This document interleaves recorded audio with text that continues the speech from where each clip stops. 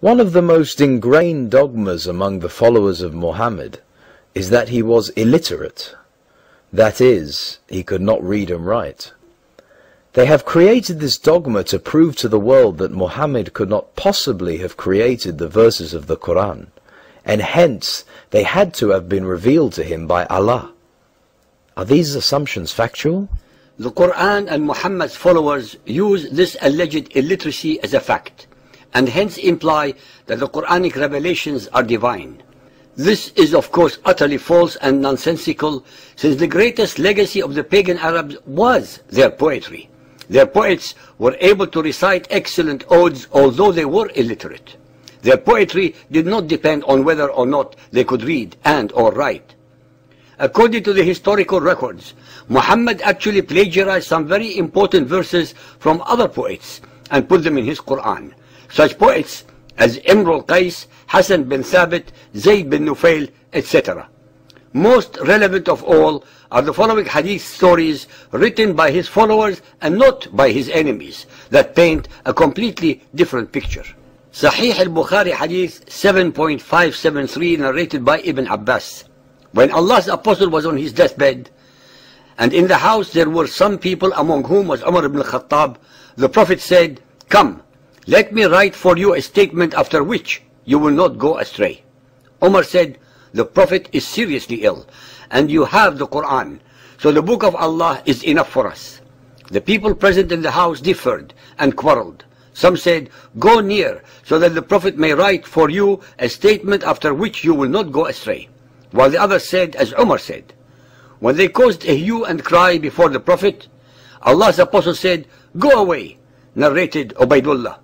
Ibn Abbas used to say, it was very unfortunate that Allah's apostle was prevented from writing that statement for them, because of their disagreement and noise. It was Muhammad who demanded a pen and paper for himself to write a statement. The allegedly illiterate Muhammad was able to read and write after all. His followers who were present did not grasp the magnitude or the implications of such a request, since they truly believed that he was illiterate. After all, he was the messenger of Allah, who could not possibly tell a lie. They thought that he was delirious and did not know what he was saying. The fact is that it is exactly when a person is delirious that the truth comes out of him, because one is not in full control of one's faculties, which would otherwise have prohibited him from telling the truth.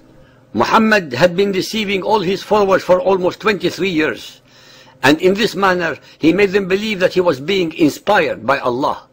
He had mastered the perfect scam and succeeded and is still succeeding, even as we are speaking today, into having his followers believe all his lies and fabrications in his Quran. Sunan of Abu Dawood Hadith 2993 narrated by Yazid bin Abdullah. We were at Mirbad. A man with disheveled hair and holding a piece of red skin in his hand came. We said, "You appear to be a Bedouin." He said, "Yes." We said, "Give us this piece of skin in your hand." He then gave it to us and we read it. It contained the text, "From Muhammad, apostle of Allah, to Bani Zuhair ibn Uqaysh. If you bear witness that there is no God but Allah and that Muhammad is the apostle of Allah, offer prayer, pay zakat, pay the fifth from the booty and the portion of the Prophet and his special portion, Safi, you will be under the protection of Allah and his apostle." We then asked, "Who wrote this document for you?" He replied, "The apostle of Allah." The writing on the piece of skin was done by Muhammad and no one else. Al-Tirmidhi Hadith 96, narrated by Abdullah bin Amr. Allah's messenger went out and he had in his hand 2 books. He said, "Do you know what these 2 books are?" We said, "Allah's messenger, we do not know, but only that you inform us." Thereupon he said, "This one which my right hand possesses is a book from the Lord of the worlds. It contains the names of the inmates of paradise and the name of their forefathers and those of their tribes. It is most exhaustive, and nothing will be added to it, nor anything eliminated from it up to eternity." He then said, "This one in my left hand is a book from the Lord of the worlds. It contains the names of the denizens of hell, and the names of their forefathers and their tribes. It is also exhaustive to the end, and nothing will be added to it, nor anything will be eliminated from it." The companion said, "Allah Messenger, If this is the case, then where lies the use of doing a deed if the affair is already decided?